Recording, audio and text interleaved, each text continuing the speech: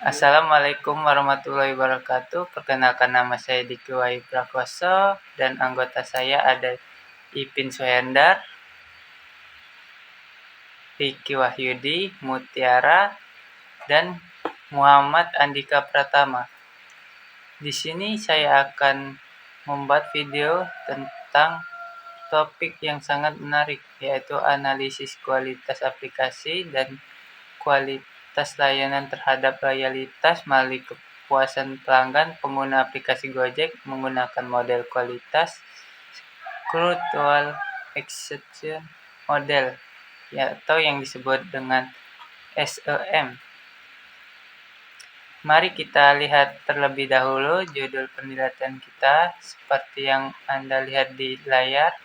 Penelitian ini berfokus pada analisis kualitas aplikasi dan kualitas layanan terhadap loyalitas pelanggan pengguna aplikasi Gojek. Kita akan menggunakan pendekatan Securital Execution Model atau SEM untuk menganalisis hubungan antara variabel-variabel tersebut.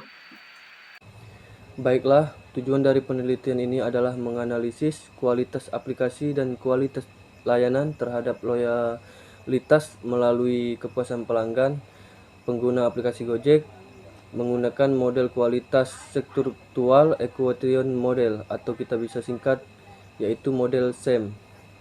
Kita akan mencoba memahami sejauh mana kualitas aplikasi dan kualitas layanan berpengaruh terhadap kepuasan pelanggan, serta bagaimana faktor-faktor tersebut memengaruhi loyalitas pelanggan. Baiklah, berikut adalah struktur video kita hari ini. Pertama, kita akan menjelaskan konsep dasar korelasi dan bagaimana menggunakan software SPSS untuk menghitungnya. Setelah itu, kita akan menggali lebih dalam ke dalam kualitas aplikasi dan kualitas layanan. Terakhir, kita akan memasuki analisis menggunakan struktural equation model atau disebut SEM, dan melihat bagaimana faktor-faktor ini berkaitan dalam konteks penelitian kita ini. Tampilan slide rencana video. Rencana video kita terdiri dari beberapa langkah. Pertama, kita akan memahami konsep dasar korelasi dan mengapa penting dalam konteks penelitian kita. Kemudian, kita akan memasuki software SPSS dan melihat bagaimana perhitungan korelasi antar variabel.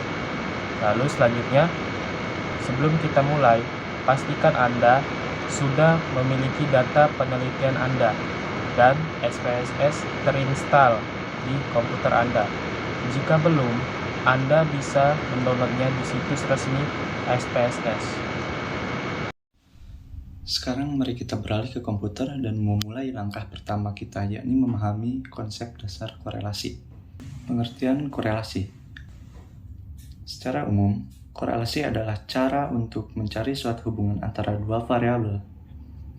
Korelasi merupakan salah satu bentuk dan ukuran yang memiliki beberapa variabel dalam hubungan menggunakan kata dari korelasi positif, sehingga terjadi perubahan meningkat pada sebuah benda. Menurut Kamus Besar Bahasa Indonesia atau KBBI, korelasi adalah hubungan timbal balik atau sebab akibat. Dalam matematika, korelasi juga merupakan ukuran dari seberapa dekat dua variabel berubah dalam hubungan satu sama lain. Pada konteks teknik analisis, korelasi bisa digunakan untuk mencari hubungan di antara dua variabel yang memiliki sifat kuantitatif. Sehingga, menurut teori probabilitas dan statistika, korelasi juga disebut sebagai koefisien korelasi, yakni nilai yang menunjukkan kekuatan dan arah hubungan linear antara dua variabel peubah acak. Ada pula statistik korelasi yang merupakan metode untuk mengetahui dan tidaknya hubungan antara linear antara variabel. Jika ditemukan hubungan, maka perubahan yang terjadi pada salah satu variabel X akan menyebabkan terjadinya perubahan pada variabel lain, yaitu variabel Y. Intinya, korelasi adalah teknik menganalisis statistik untuk mencari hubungan antara dua variabel.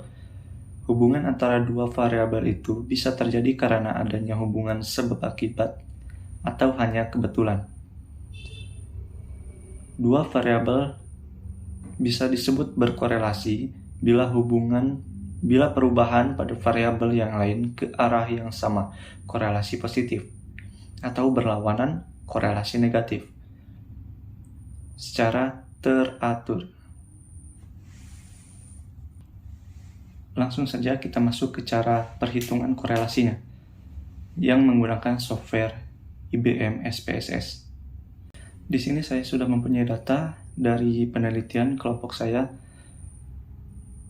dan ada dua variabel, yaitu variabel X dan Y. Untuk variabel X independen atau yang mempengaruhi variabel, dan variabel Y yaitu dependen atau variabel yang dipengaruhi dari variabel independen tadi. Untuk datanya, di sini saya menggunakan 50 responden. Langsung saja ke cara perhitungan korelasinya. Yang pertama, kalian jika sudah mempunyai data untuk kalian hitung,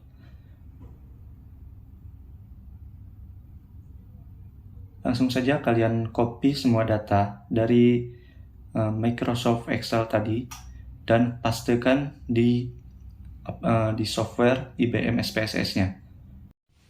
Setelah kalian pastikan, kalian klik variable view di bagian kiri bawah ya, pada IBM SPSS-nya. Oke, jika kalian sudah mengklik variable view, kalian ubah semua name di sini sesuai dengan variabelnya. Misal di sini di name pertama saya akan ubah menjadi X1 atau variabel independen 1. Ubah semua name ini sesuai dengan yang berada di Microsoft Excel tadi. Seperti ini. Nah, kemudian untuk desimal kita ubah semua menjadi 0 atau 0. Seperti ini. Kemudian, jika sudah, di bagian label, untuk data saya ini, saya akan memberikan label di bagian total X sebagai independent, dan untuk total Y sebagai dependent. Oke. Nah, sekarang kita kembali ke data view. Untuk perhitungan korelasinya, di sini kita klik Analyze. Kemudian Correlate dan Bifurcate. Nah, di sini tadi kita kan sudah mengubah label nama pada total X dan total Y. Kemudian kita pindahkan total X dan total Y ke bagian kanan di variabel. Jika sudah, pastikan correlation coefficient ini di person dicentang dan kemudian klik OK. Nah, inilah hasil uji korelasi dari variabel X dan variabel Y.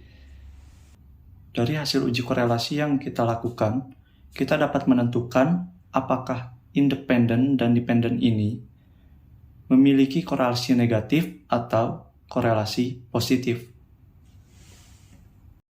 Nah, mari kita lihat ke dasar pengambilan keputusan. Jika nilai signifikansi kurang dari 0,05, maka berkorelasi. Dan jika nilai signifikansi lebih besar daripada 0,05, maka tidak berkorelasi.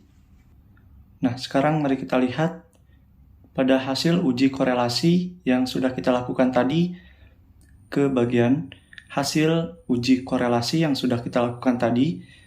Nah, di bagian kedua, di signifikansi to tell, Di variabel independen, signifikansinya adalah 0,000. Dan untuk variabel dependen, signifikansinya adalah 0,000 juga. Dapat kita simpulkan bahwa signifikansi korelasi dari variabel independen dan dependen itu saling berkorelasi atau saling memiliki hubungan. Sekarang, mari kita lihat person correlation dari variabel independen dan dependen. Untuk variabel independen, person correlation-nya adalah 0,601. Dan untuk variabel dependen, person correlation-nya juga sama, yaitu 0,601 juga. Perhatikan juga, jika person correlation kalian itu negatif, maka korelasinya negatif. Dan jika person correlation kalian tidak ada tanda negatif atau min, jadi korelasinya adalah positif. Nah, sekarang mari kita lihat ke pedoman derajat hubungan. Untuk nilai person correlation 0,601 itu ke bagian yang mana? Di sini kita cek untuk person correlation yang tepat itu ada di bagian ketiga. Ini nilai person correlation 0,41 sampai dengan 0,60. Korelasinya adalah sedang. Yang berarti person correlation kita tadi adalah korelasi sedang. Baiklah, itulah langkah-langkah untuk menganalisis korelasi antar variabel dalam penelitian kita. Selanjutnya kita akan membahas topik berikutnya. Tetapi sebelum itu, apakah ada pertanyaan atau hal lain yang ingin Anda tanyakan? Silakan tulis di bagian komentar di bawah ini ya. Terima kasih telah menyimak video ini. Jangan lupa untuk di like, subscribe, dan tekan lonceng notifikasi agar tidak ketinggalan konten-konten menarik dari saluran ini. Sampai jumpa pada video berikutnya. Wassalamualaikum warahmatullahi wabarakatuh. Bye bye.